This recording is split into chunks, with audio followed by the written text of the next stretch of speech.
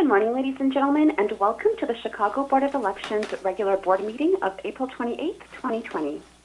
If at any time during this call you need assistance, please press *0 for the operator. This call is being recorded. I would now like to turn the conference over to Marisel Hernandez, Chair of the Chicago Board of Elections. Please go ahead. Thank you. Good morning. This is Marisel Hernandez, and I will call to order the regular board meeting of the Board of Election Commissioners for the City of Chicago. Today is April 28, 2020. It's 10 a.m. And I will do the roll call at this time. Commissioner William Kresse. Present. Commissioner Jonathan Swain. Present. Okay, wonderful. Next item is the consideration of the agenda. Are there any proposed changes or edits to the agenda? If not, I'll proceed with the approval of the regular board meeting minutes of February 11, 2020. Is there a motion to approve? Commissioner Swain moves. Is there a second? Commissioner Kresse, second. All those in favor? Commissioner Swain votes aye. Commissioner Kresse votes aye. Thank you. Next item is the Executive Director's report. Mr. Gough. Thank you, Madam Chair. Just a couple of updates. I did have a conference call on Saturday, April 25th with Rainbow Push with their national elected officials call-in, and it was very interesting. Senator Harris was talking about vote smart legislation for 2020, and State Representative LaShawn Ford was talking about his vote by mail legislation. I think that's House Bill 195. There's also a Corona relief package of $484 million for $484 billion for small businesses. And there also is a new package for the election for 2020 that will help pay for vote by mail and other items. So I wanted to let the board members know that we will be watching that very closely, any new legislation coming up. I also had a meeting with FEMA to talk about PPE needs for the November election, and that they'll be helping us on that. To get some additional masks, and we're looking at shields for early vote and election day in the polling places. So we're working on that. The other items, Peter Peso's in here along with the Assistant Executive Director Charles Holliday. I'm going to ask Peter. Peter, would you review? I have the city sheet of what's available and vote by mail. Do you have the county? No, I don't have a county number. I have to get that from handbook. Right. Could you please work on that? Okay. Thank you very much. Lance, I couldn't hear him. I couldn't hear him. Okay.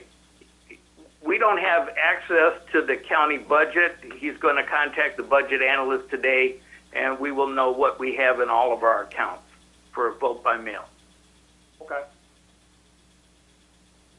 The other items are we're going to have a staff meeting, a manager's meeting today at 11:30 to discuss some items that we need to put together for the upcoming election. We may have to have several employees using social distance coming into the office, since we are we need to get ready for the November election.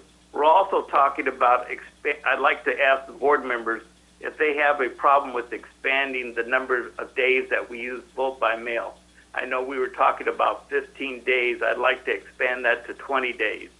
And the reason why I say 20 days is I know at the beginning of our elections, those are always the slowest day. We have a big turnout on the first day, and then it gradually drops off, and the closer it gets to the election, it ramps up again. I think if we get the word out that we're going to open it earlier, I think we may have a better turnout.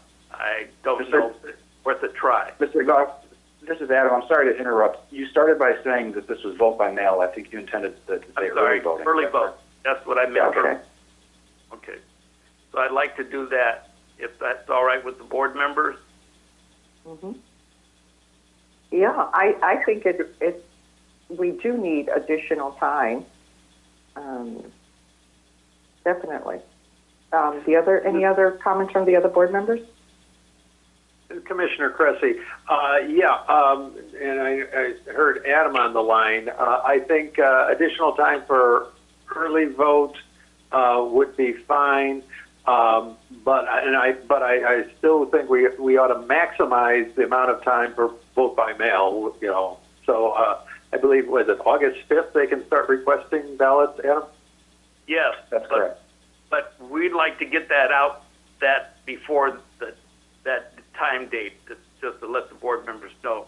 The sooner we can get information of who wants to vote by mail, it'll be better for us. Exactly. Yeah, so I concur. Okay. Let's see.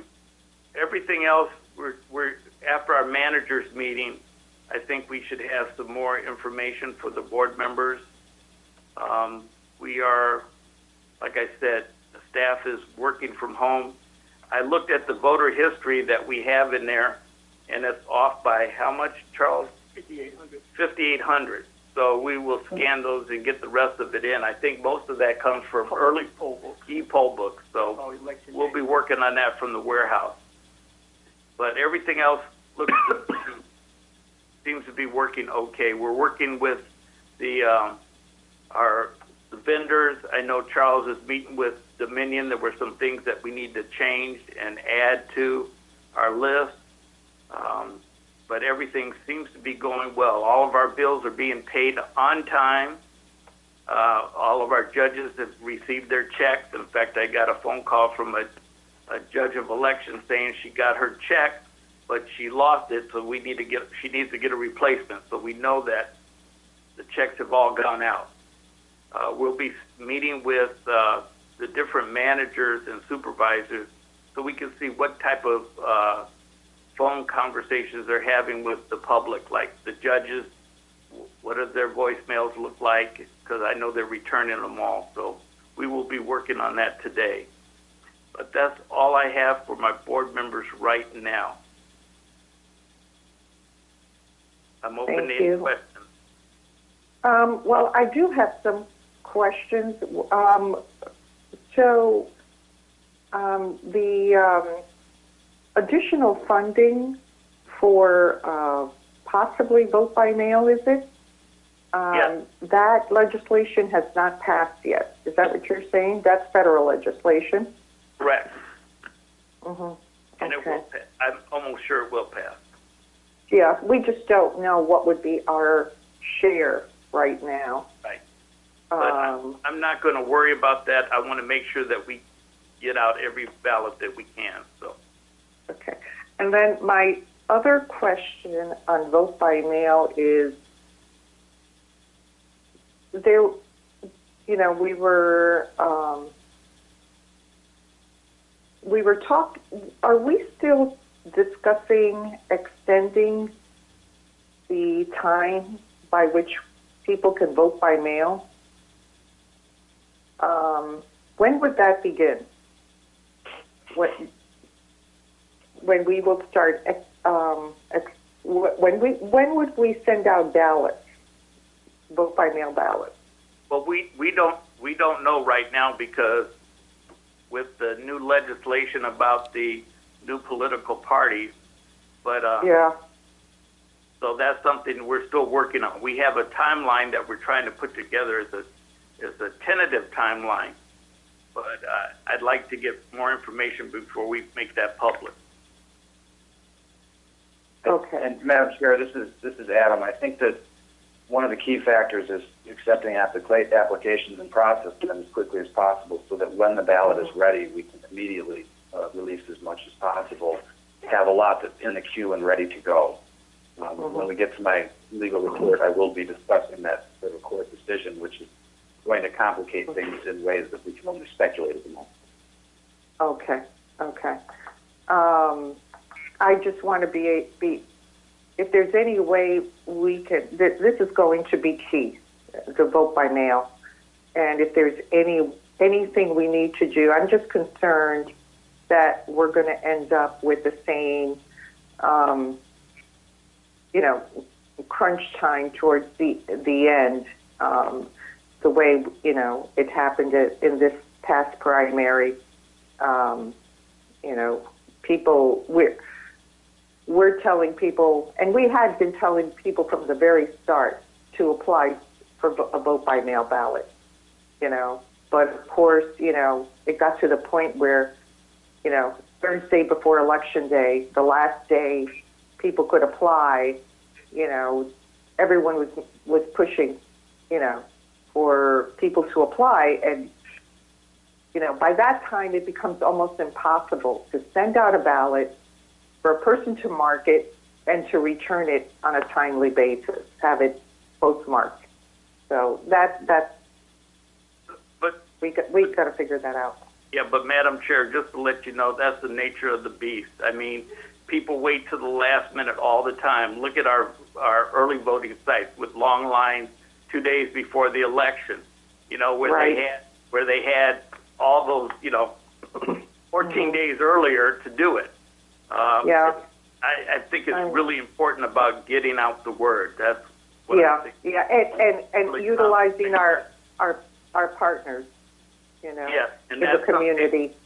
And we do have, I'm working on a project right now to have some additional community partners to work on that. So I will be sending that to the board members in the next day or two. Yeah. Madam Chair. Sure.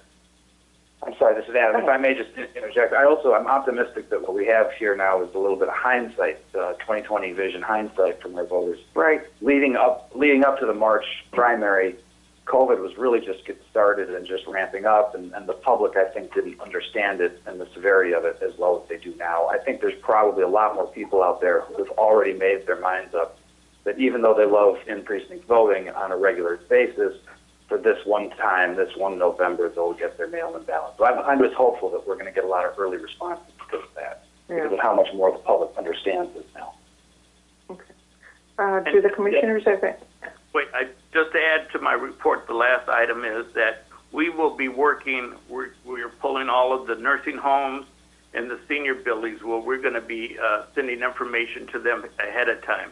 We're not going to wait like the last time. We're going to get this done way in advance. So I just want the board members to know that's something that staff is starting to work on right now. Okay. So you, Mr. Gough, you also brought up an interesting subject, which is social distancing for some of for our staff. And that's going to create additional issues once we start having to bring them in. They just complicate things for, the preparation for this election because we're dealing with the office staff here at 69 West Washington and then at the warehouse. Yes, we are. That's one of the other items that's on our list that we're going to talk about at our managers meeting. But I think we're handling that. We're going to look about where we're going to put Election Central. I don't think we can do it in this conference room. I think we may have to move it. So that's something that'll impact on what we do on vote by mail. So these are things that we need to work on, and staff will be handling that right away, I hope. Okay. Madam Chair, Commissioner Kresse? Yes? Yeah, if you're through. Yeah. Oh, well, go ahead. Okay. Just a couple of thoughts. One, with regards, and Lance, about the federal legislation and funding, sometimes a confusion between vote by mail like we have now here in Illinois and exclusive vote by mail like they have in some state. Is that funding legislation tied to converting to having exclusive vote by mail, where they just mail out ballots every registered voter, or would we be able to benefit from it for additional postage costs and such under the system we have now? You will be able to benefit from this. Very good. This is Adam. It is my understanding of the federal legislation that the federal government anticipates a substantial increase in vote by mail, regardless of what kind of system each state might have. So I do believe Mr. Gough is correct that we would get funding here even if we're not a full vote by mail state like Washington or so forth. Thank you.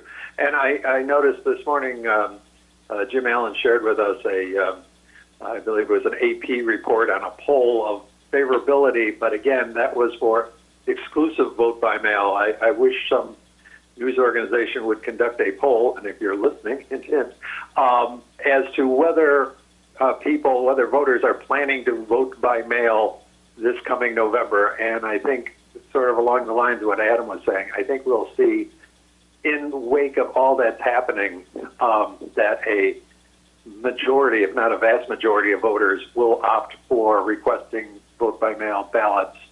And we are going to need additional funding if that occurs.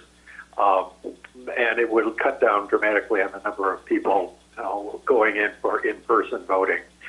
That being said, I think we also should begin to sort of, as we get closer, get out the word that if that happens, don't expect to go to bed on election night at 10 o'clock knowing what the results of all the elections are. This, is going to take a lot of work after Election Day before we have a final result.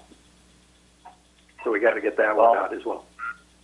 Yeah, on the one hand, you're very correct about that. On the other hand, the more absentee ballots we get in prior to Election Day, the more of those results that we'll have available when we're allowed to release them after the polls close.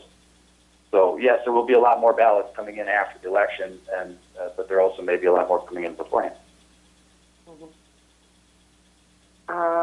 And how viable is the option of the legislature providing for a ballot application for every voter?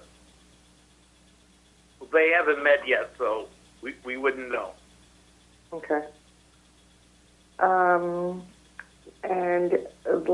lastly, I'd like to hear from Peter Peso on what we are doing with getting funding for part-timers for the November election.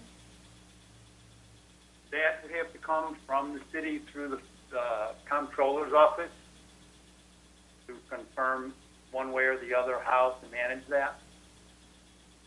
Okay, but what do we have to do to get this going?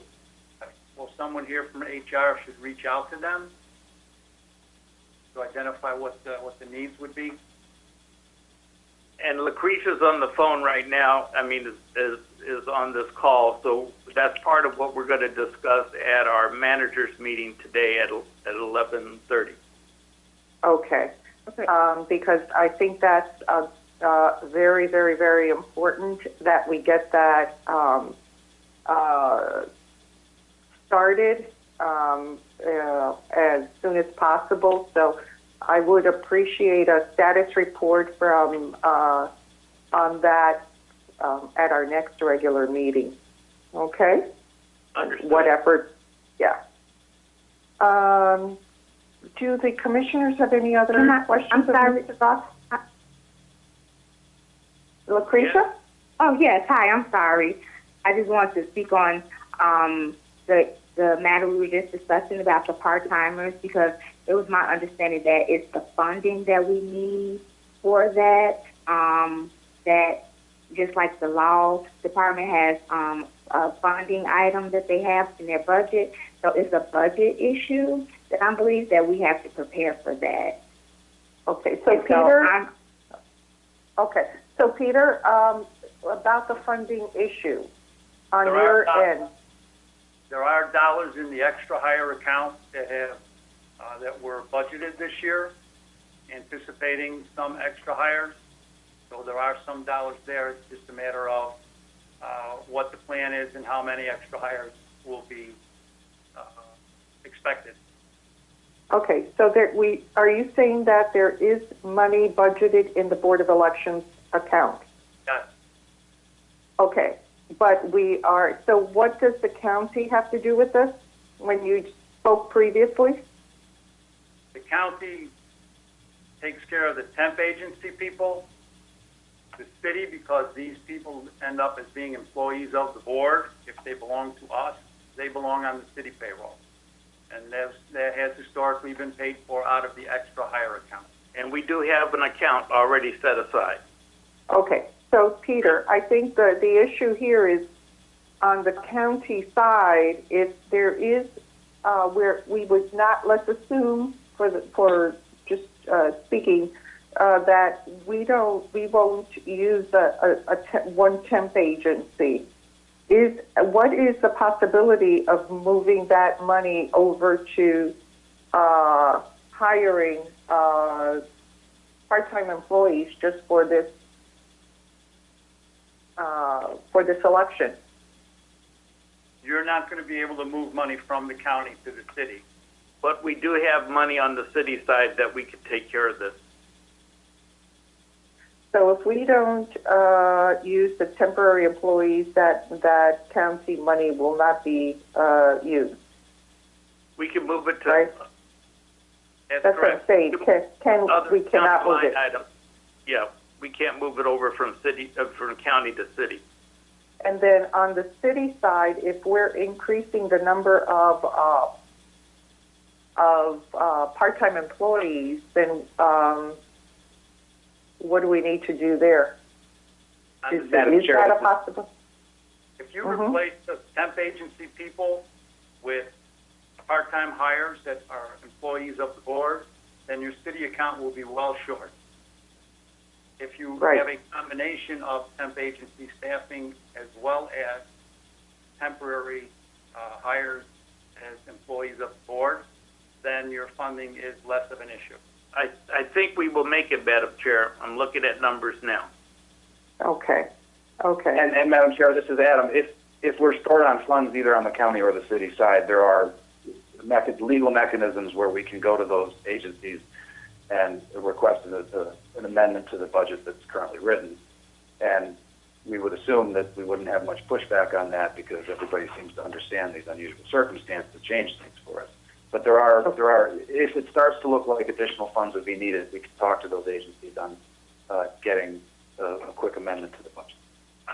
Okay, and so that's, I think, I know you're working on it, but I think, we need to shore that up so we know exactly what our people power will be and what else we need to do. Okay. Are there any further questions of Mr. Gough? If not, Mr. Holliday? Yes. You just stay right there. Good morning, Madam Chair, fellow commissioners. As Lance has mentioned, we have a managers meeting via conference call today to discuss matters and going forward and getting some staff in to continue our work. Also, as Lance mentioned, I'll be talking with Dominion on some items that we would like to see for the November election, and as well as ES&S, as far as the 5,800 that's off in the voter history. Once they're able to get to the warehouse and pull files off the e-poll books, we'll have that taken care of. And that's a great number because it's less than 1,000 off, and we have never been that close with voter history without having pulled data from the e-poll book. So we're less than 1,000 off, so that was great. It appears that the judges really did their job as far as recording and saving the voters that came in to the polling places. So that's all I have. Okay. Thank you. Okay, thank you. Now we'll proceed to old business, infrastructure projects and changes in election administration and voting equipment. Are we okay on that? We've talked a little bit about it. We're fine. As we spoke, we just need to speak with Dominion on some things that we like to see, and the e-poll books, they're fine, and the infrastructure, everything is okay. Okay. The same thing for electronic poll books? Yes. Okay. And then we'll proceed to legislation. Mr. Lasker? Thank you. Yes, we have been working, as you know, on an outline of legislative proposals or issues anyway that we would like to raise to the state board and to the governor's office and the legislature, informing them really of the challenges we anticipate for the November election. And these are also matters that we've been discussing with the county clerk's office and to a lesser extent some of our neighboring Collar counties. These are not necessarily bills that we're going to introduce, but we just want to make sure that the legislature moves forward with an understanding of how things look from the inside, from the administration point of view. And so basically as guidance for whatever changes they might make in preparation for November. The real highlights are that we've basically identified three options for how the election could be run in November. Option one is essentially the status quo election running under essentially the statutes as they are now, with increasing voting for 2,069 precincts, standard early voting, and vote by mail.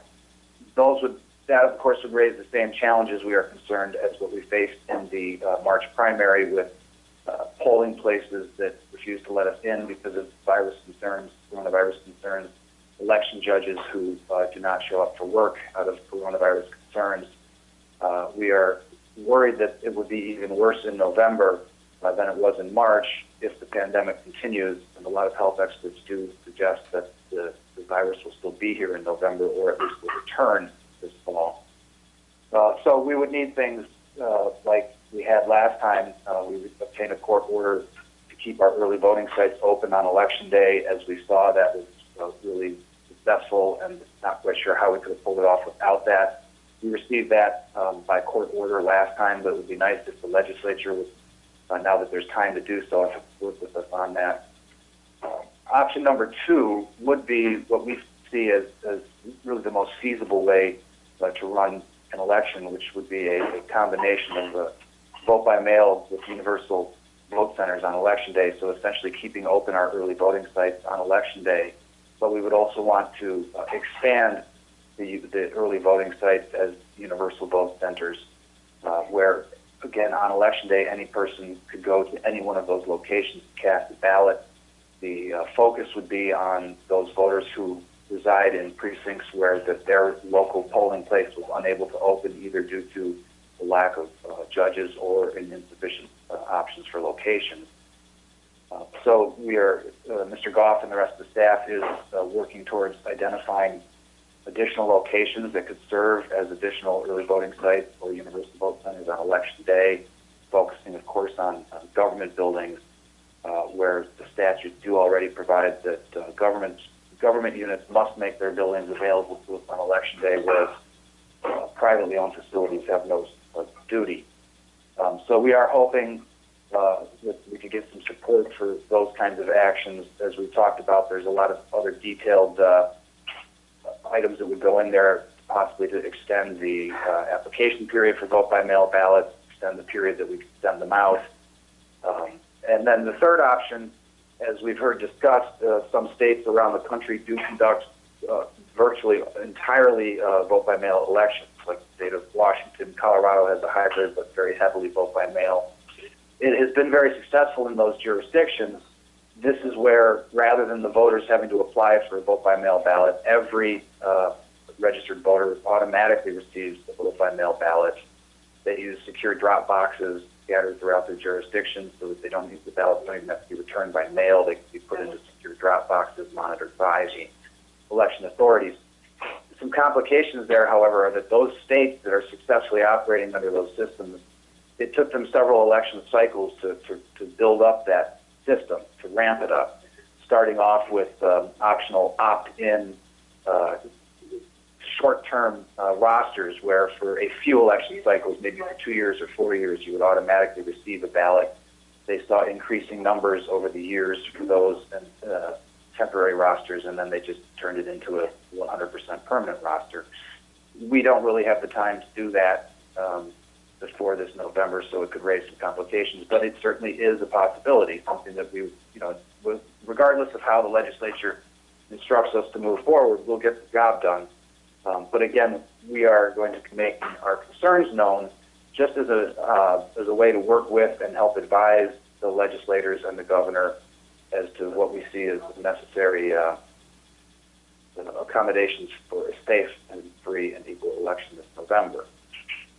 There are several bills that have been introduced dealing with election matters, and some of them are good ideas, but they, like is typical, they don't always address things from an administrative standpoint. So we just want to make sure that we can help advise the legislature so that any laws that are enacted would work well from an administrative standpoint, not just looking good on the outside. And of course, we're not trying to push anything on smaller jurisdictions that don't face the same challenges as these more densely populated areas. But we do know from this March primary that the city of Chicago, suburban Cook County, DuPage County, and Lake County all experienced rather significant challenges conducting an election with the coronavirus pandemic. And so we do believe that we're going to reach some agreements as to how things could work best, at least for those 4 large jurisdictions. Okay.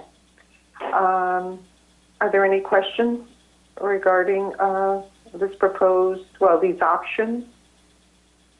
I have one question. Under the status quo, do we have included in there sending out a ballot to every registered voter? Well, no, because that's not the status quo at the moment. So that right. Automatic, yeah, that would be option number 3, the full vote by mail election, where we would automatically send something out. The hybrid that we talked about, which is probably the most feasible option, one of the things on the wish list would be that we could automatically send every voter, every registered voter, an application for mail-in ballot. Right. Which we, right. Yeah. Uh-huh. And that of course could happen under the status quo option too. It's just not actually a current part of the law. Right now the way it works is the voter has to request from us an application, or has to on their own obtain the application, which they're readily available on our website, the State Board of Elections website, even federal government websites have the applications they can submit to us. But we don't have a statute that says just go ahead and send an application out to everybody. It's a little bit arguable as to whether that statute would be required, but yeah, under the status quo, that's not the way it currently works. Right, but what I don't want to get lost is that even with a status quo, this would be an easy tweak to the election. And the reason is I believe Governor Pritzker mentioned that. He's mentioned it a few times. I do believe he would support that, and that is why it's certainly a part of our information on the outline. Yes. Mm-hmm. So what is the plan now? Now that we have this outline, how do we move forward? Well, I would say that with the board's blessing, we would share the outline with Suburban Cook and DuPage and Lake, and consult with them as to any changes that they would want or things that might be different for their jurisdictions, and then handle that rather quickly. And then, with or without their joint support, we then finalize and send this with a cover letter to the State Board of Elections, to the Governor's Office, to the Speaker of the House, and the President of the Senate, and just request that we, just inform them that we make ourselves available for conversations as to the administrative side of the statutes. I believe that all those agencies are being having options and ideas coming to them from various places and people around the state. And it's a lot of people trying to put a lot of good ideas into place. But we believe that if the legislation is going to work best, they should also work with election authorities, and we want to just make ourselves available for those conversations with those state leaders. Okay. Well, I think, again, at yesterday's press conference, the governor said that he was asked when is the legislature convening, and he said he wasn't sure yet because it's up to the legislature, and they're just trying to figure out how they can meet. But I think what's important is that once the legislature meets, this information and whatever proposals we have are in the hands of the proper elected officials, so that they can move on this, and that they take into consideration our concerns and our proposed changes. So do you have a timeline? Let's say it's the legislature would be meeting mid-May.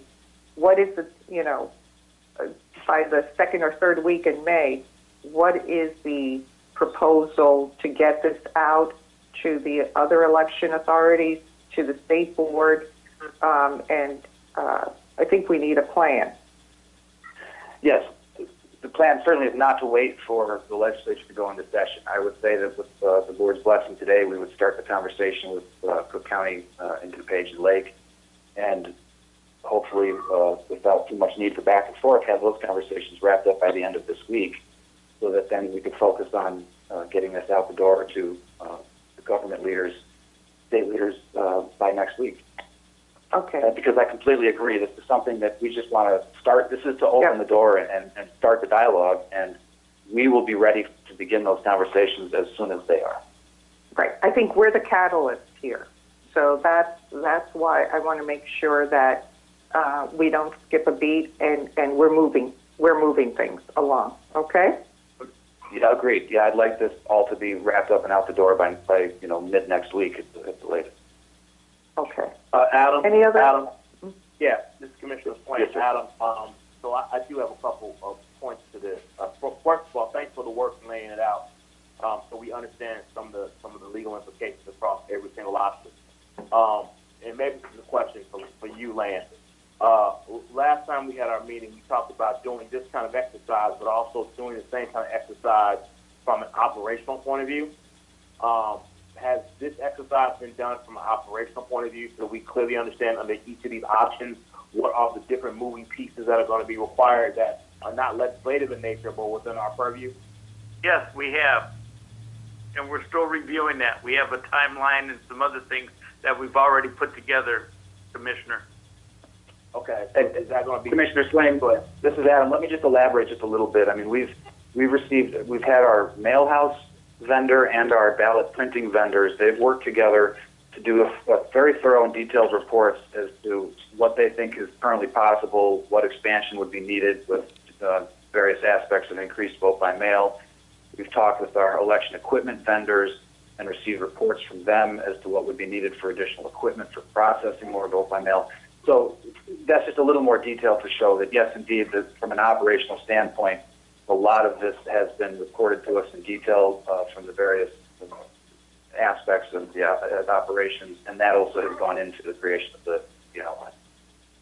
Okay, I can appreciate that. But I guess the question is have we put pen to paper on those operational aspects? I mean, I know we get stuff from their vendors and doing the analysis, but have we done a wholesale kind of evaluation of all the different pieces? I know we talked about personnel and the personnel questions. I think that kind of goes to it, to some of the things that I'm concerned about. But are we anticipating putting together another memo for us to review to understand all the different implications?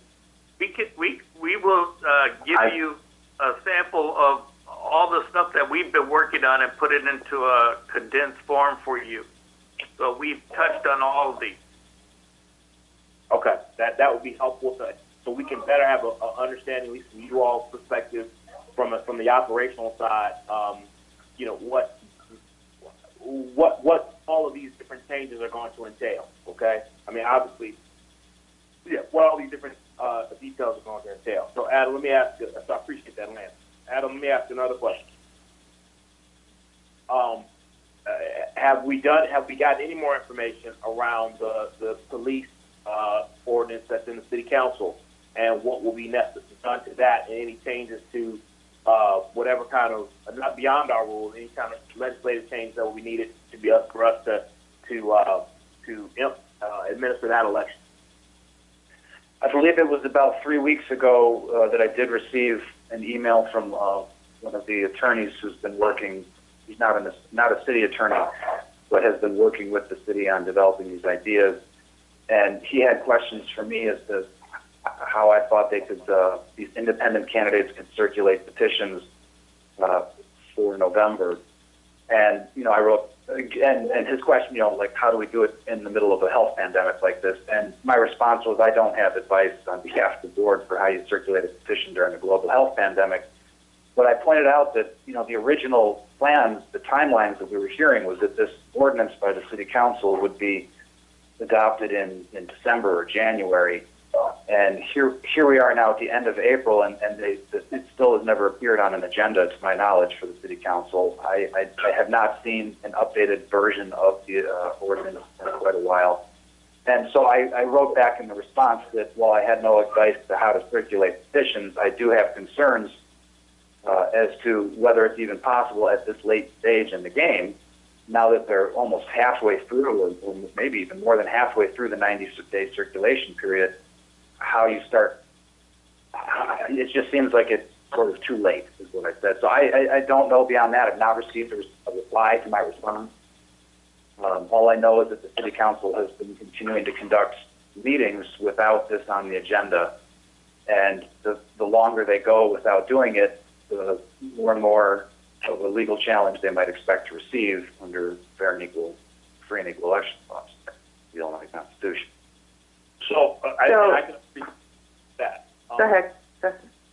My thought, though, is I think it might behoove us to do a similar analysis that we're doing for the state legislature, to do a similar kind of analysis that we can share with all parties involved in this legislation, so they understand clearly that here are the implications around this in light of the scenario that's going on, right? Because what I can envision happening, which will not be good for us, is that the legislation starts to move at some point in time in September, and then there's an expectation that we implement an election on it in November, right? And maybe I'm being a little extreme in saying that, and I very well could be, but I'm not necessarily sure that all the parties involved understand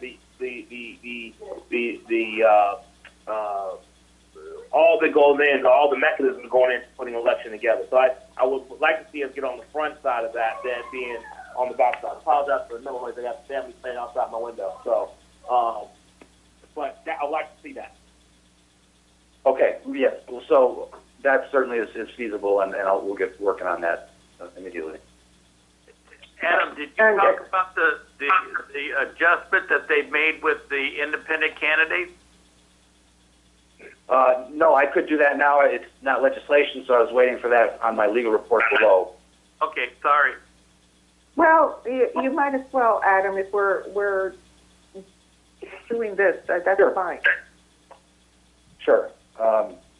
So what this issue is that there is a federal court lawsuit that has been filed by the Illinois Green Party, the Illinois Libertarian Party, and some of their voters, and it's in regards to these new party and independent candidates. They're in the midst of their petition circulation period right now, and of course, with the stay-at-home orders and the danger of this contagious coronavirus pandemic, their complaint was that their signature requirements are overly burdensome given the difficulties with circulating petitions at the moment. So Judge Rebecca Pallmeyer, the emergency judge of the Northern District Federal Court, did enter an order that substantially reduces their signature requirement. They will only have to submit 10% of the regular signature requirement, And then also, perhaps even more problematic, is that she has extended the deadline for them to file by 6 weeks. And so that's going to raise some serious complications if there are ballot challenges, electoral board cases related to any of those filings. Because as you know, it's already a very short time frame between the candidate filings and the ballot certification. So these are issues that could impact some of the.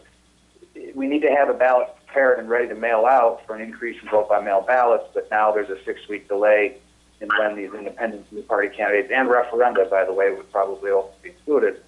A 6-week delay in when they file. So we're probably going to just have to move forward with printing ballots as soon as those certifications come in, as soon as those candidates are filed, and not wait for any electoral board cases to run their course. We'll just have to, any candidates who are removed, we'd have to consider, putting up notices in the precincts and the mail-in ballots indicating which candidates have been removed for whom litigation might remain pending as of the time of the election.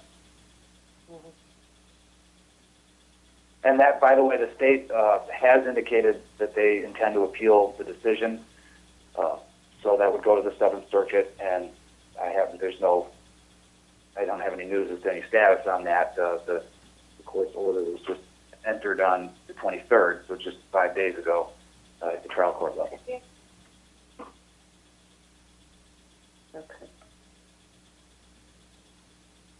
And that's my report on that. Commissioner Kresse here. Yes. Adam, going back to legislation, first of all, who knows with this injunction by the downstate judge, the legislature may need to get back into session sooner rather than later. So we may need to hit the ground running. But I know there are already a couple of proposals from legislators to go to exclusive vote by mail. Do you know if there's any provisions in there? I know Chicago is very good at, we're very good at keeping our rolls clean. But what happens to voters whose registrations have been flagged because of our canvases and such? If we're just mailing out ballots to every registered voter, and two, would there be a mechanism and funding for all of the electoral authorities to scrub their voter rolls if we move to an exclusive vote-by-mail system? Well, on the one hand, the law only requires us to do a canvass every 2 years at minimum. We do a canvass every year, so our rolls are in better shape than a lot of other election authorities because we do that annually. However, federal law does prohibit the cancellation of voter registrations under many circumstances prior to a 2-year, having had 2 federal election cycles passed without the voter casting the ballot. So when many of the registrations are flagged, we throughout our canvass determine that we believe the person has moved or no longer resides at the address. We then have to wait 2 federal election cycles without them voting before they can be canceled. And that's a federal law issue that Springfield cannot change, at least for the federal election.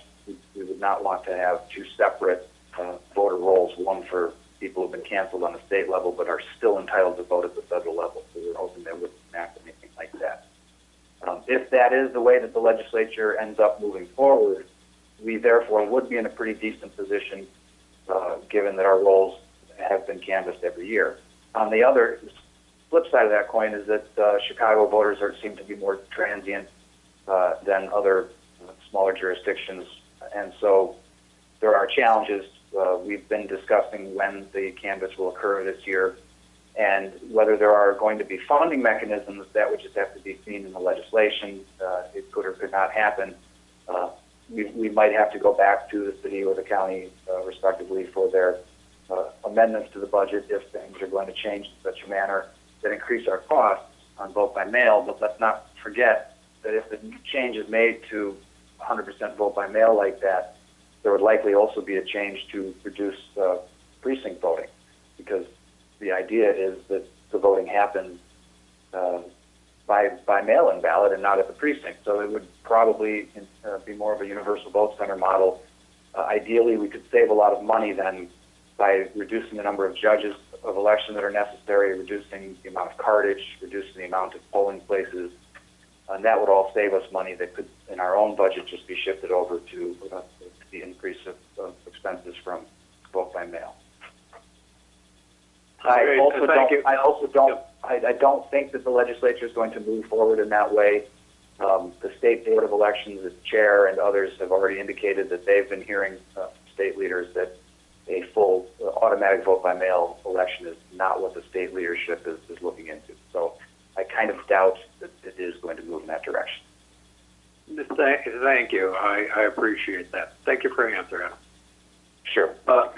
Adam, Commissioner Swain, I have a couple more questions about that Judge Paul Meyer's ruling. Okay. As I recall from reading, correct me if I'm wrong, but there was also an idea that electronic signatures would be sufficient.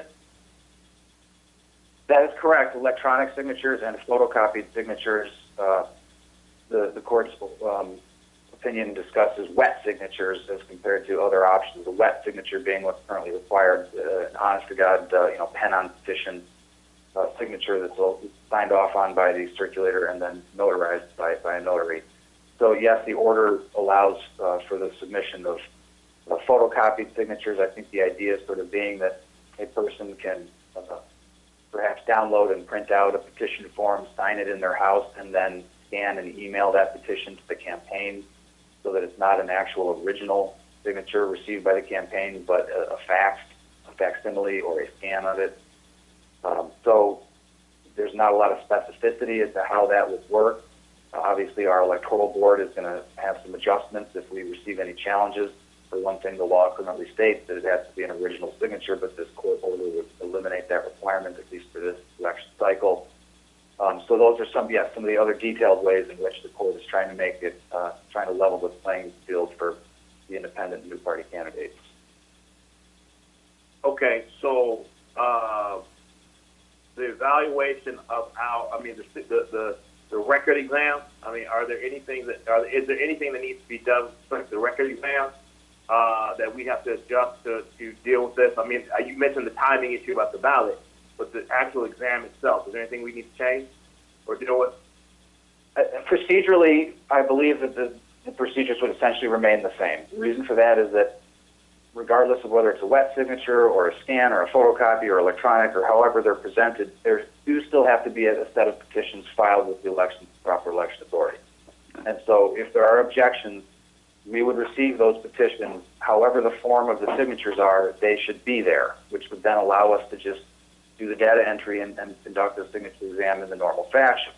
One of the questions to be determined by the electoral board with the use of its certified handwriting experts is it really a fair comparison against the voter registration specimen signature to then use, for example, an electronic signature where someone signed their name with their fingertip on an electronic screen rather than holding a pen on paper? I think that we'll have to hear from the handwriting expert as to whether such an analysis can be even good enough to make a conclusion as to whether or not that signature is not genuine. So procedurally, I think the rules will stay the same, but the factual determinations made by the board may be different than in other years because the style of signatures presented would be different than in other years. Okay, got it. Thank you. You're welcome. Adam, I have a question. Of course, this federal court lawsuit affects all election jurisdictions within the state of Illinois. That's correct. But the police. Now, what? Just remind me again. The police ordinance. What does it state?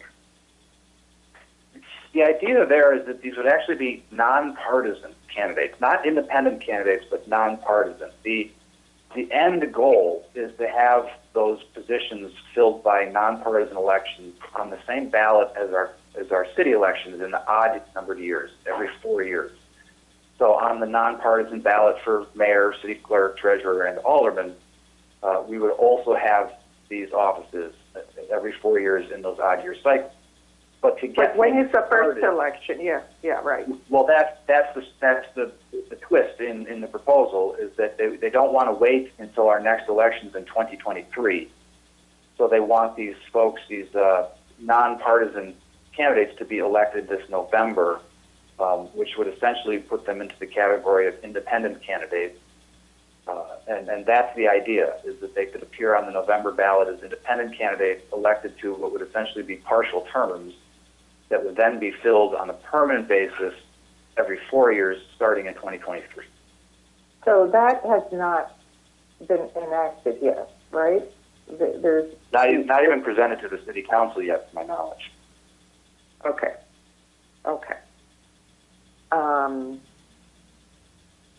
I think we should get an idea from the city if they're still intending to present this at the very least, because we need to know in order to plan.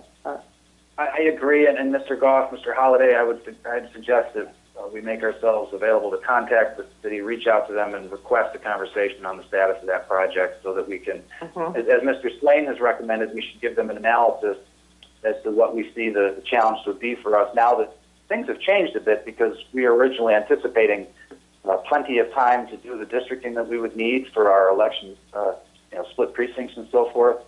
And then, of course, the candidates in their circulation period. Now things have changed a bit, so we should probably, yes, Madam Chair, open this conversation and find out what the plan is, because if they're going to decide to hold off and not shoot for the target of November, then we can kind of put things on the back burner again and perhaps wait until 2023. Okay. Yeah. Or 2022, for that matter, when there's going to be another general ballot. Yeah. Are there any further questions, comments? Okay. If not, let's proceed to new business. And we are not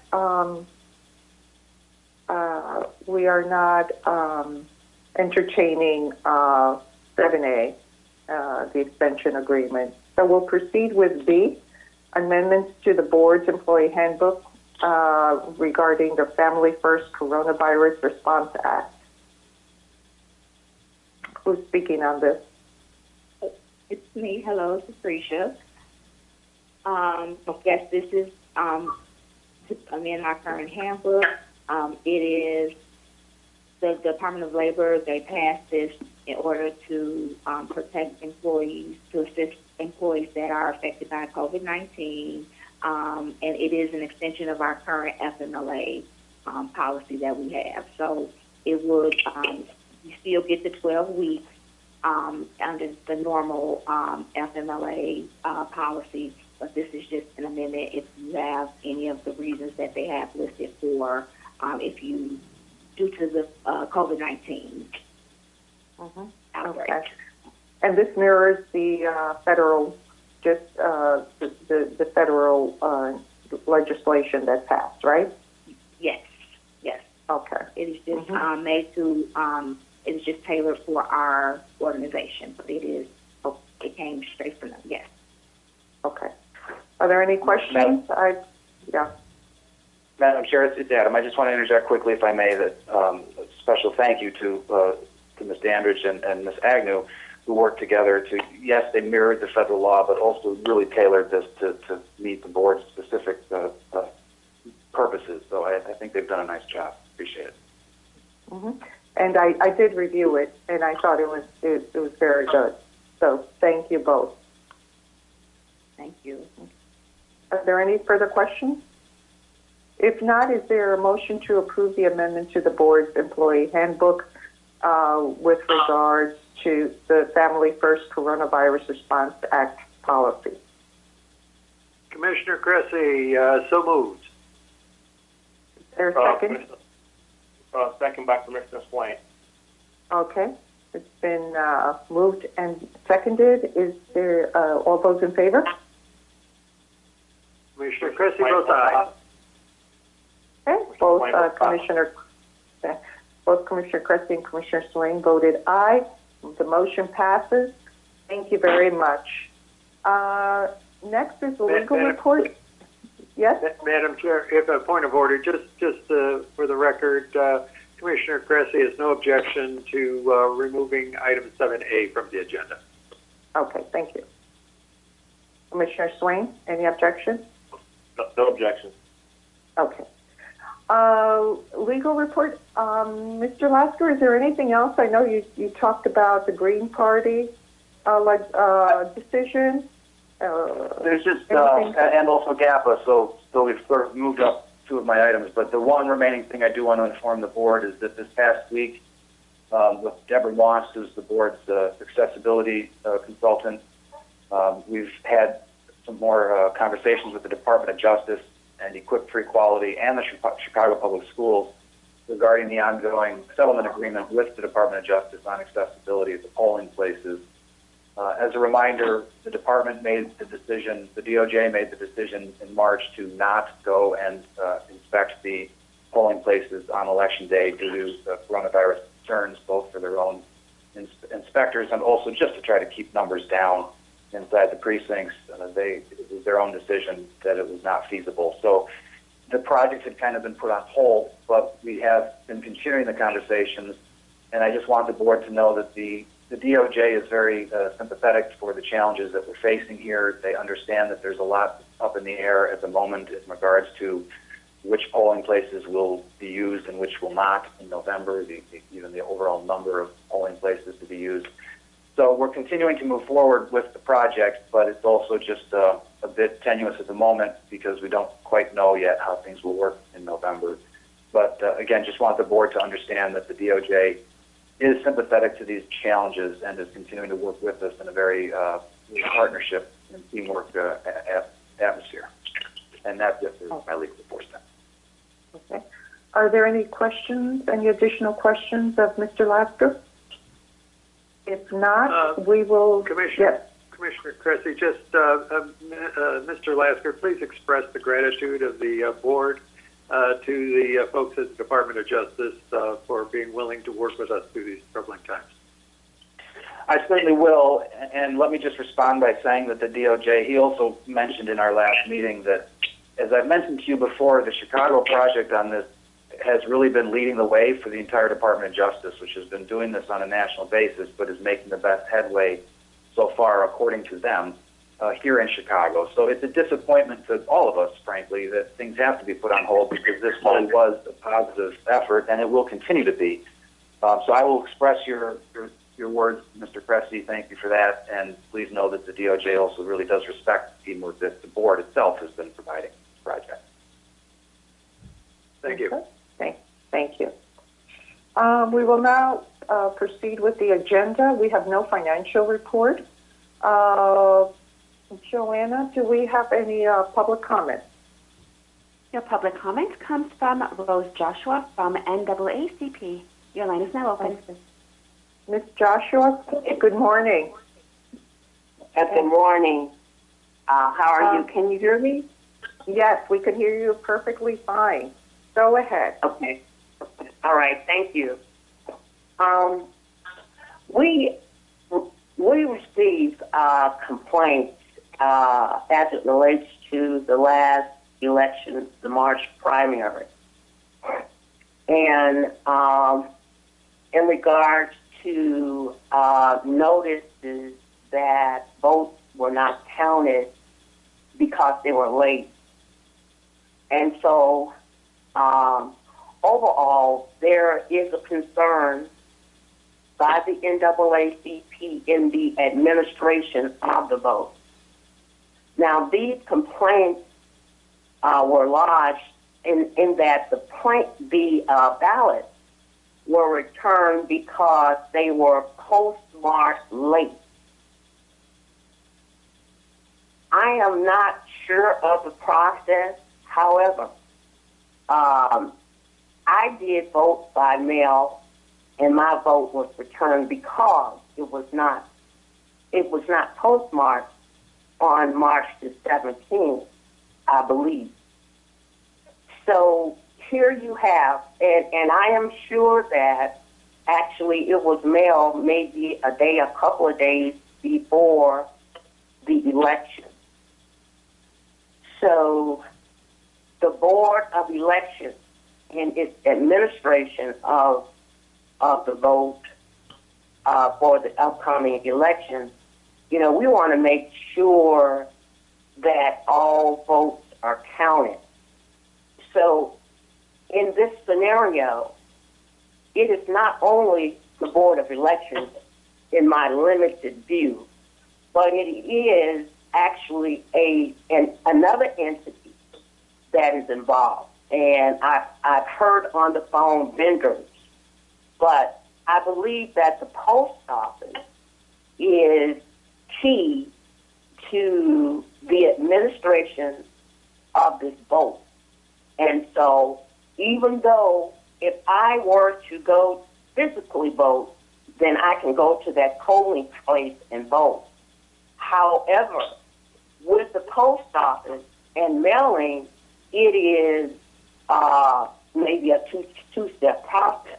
I need to ensure that all votes are processed on the date that it's supposed to be processed, or postmarked, so that those votes are counted. I just think that's an issue right now for me, because maybe it's because I'm not understanding the process. Okay, and so my next ask is that we as NAACP understand the administration of the vote to ensure that the vote is administered and equitably, equally, and fairly. So we need to make sure that the outreach is robust in terms of our community understanding this process, voting by mail, that our community are educated, and that in this situation that we apply the principle of equity. And so to do that, then there needs to be conversation around what is equity in this situation. Thank you very much. Thank you. Joshua, yes. And Mr. Gough, can you speak to that, please? I'd like to reach out to you and discuss this further with you. I think we have some changes that we're making that will solve some of these problems. Okay, I'm sorry. Who's speaking now? Lance Gough, Executive Director. Oh, how are you? I'm Thank fine. you very much. Okay, So, there's one other. Yes, go ahead. There's one other thing. Now I need to go back and I'm wondering whether or not I can access the report that you refer to on the agenda, because in beginning to actually have a conversation, then I need to somewhat understand what the Board of Elections has done in the last 3 months as it relates to administration of the vote. And that's why I'd like to meet with you on that. Okay. Okay. Okay. Madam Chair, this is Adam. If I may just make a few comments on this as well. Mm-hmm. Sure. Ms. Joshua, your points are very well taken, and I just want you to know I'd like to be a part of the conversations with you on behalf of NAACP as well.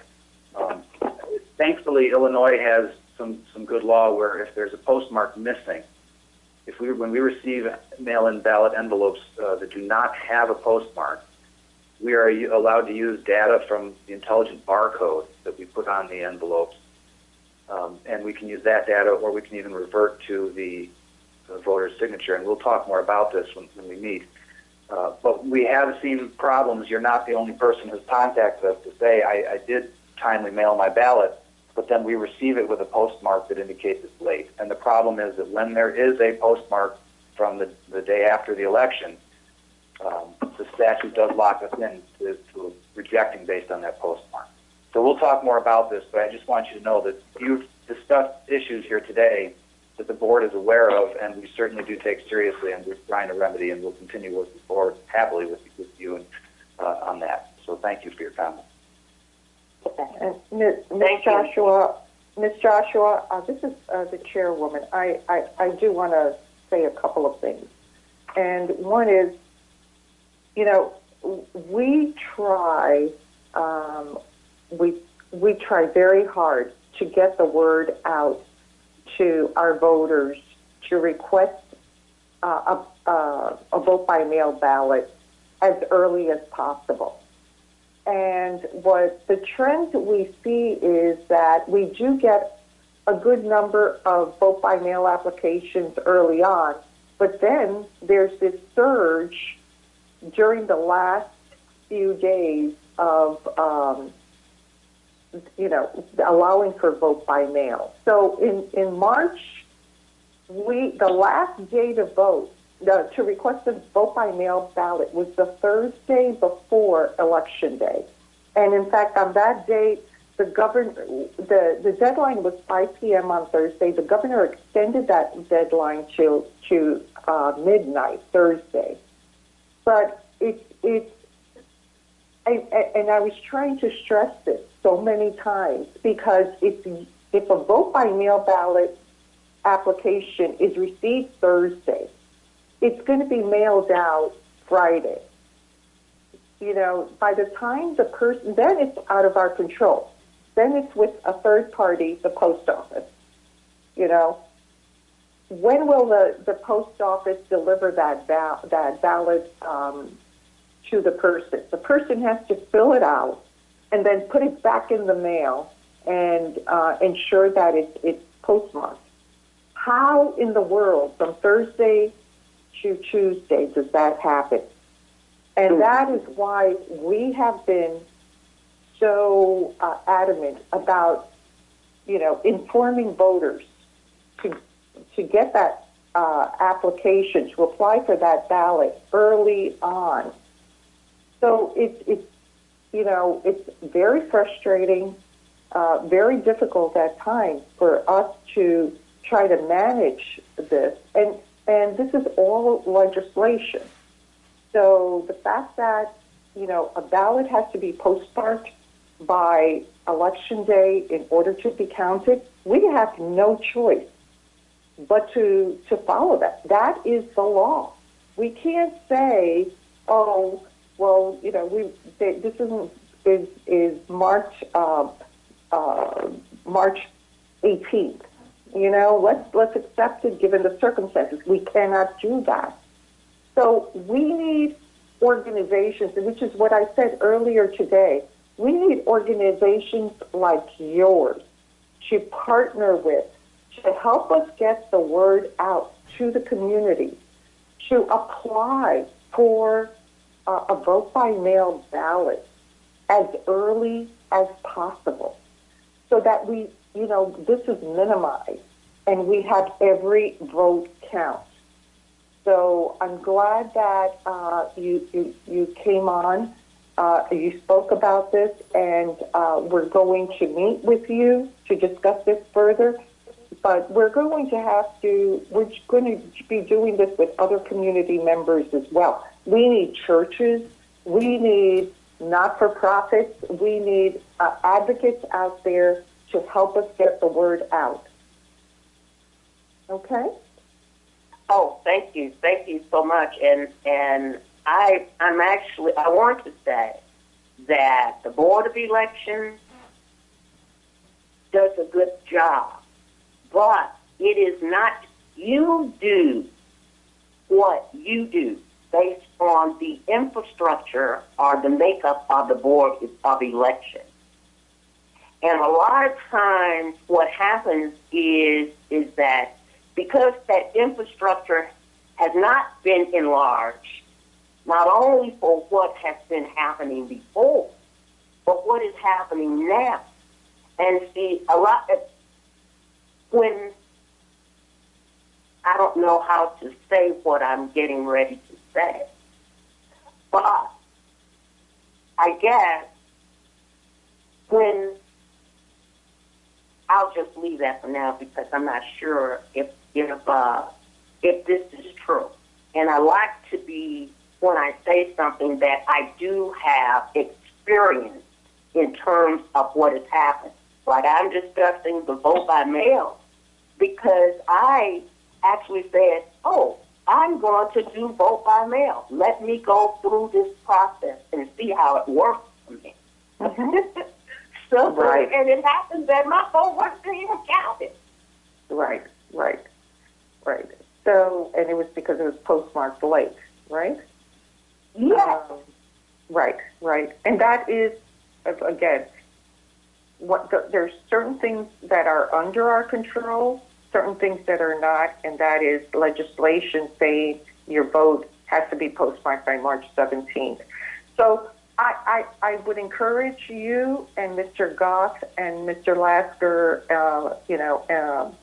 and anyone else from our staff to get together with you and discuss this a little bit more, and see what we can do and where we could go from here, so that things like that don't happen.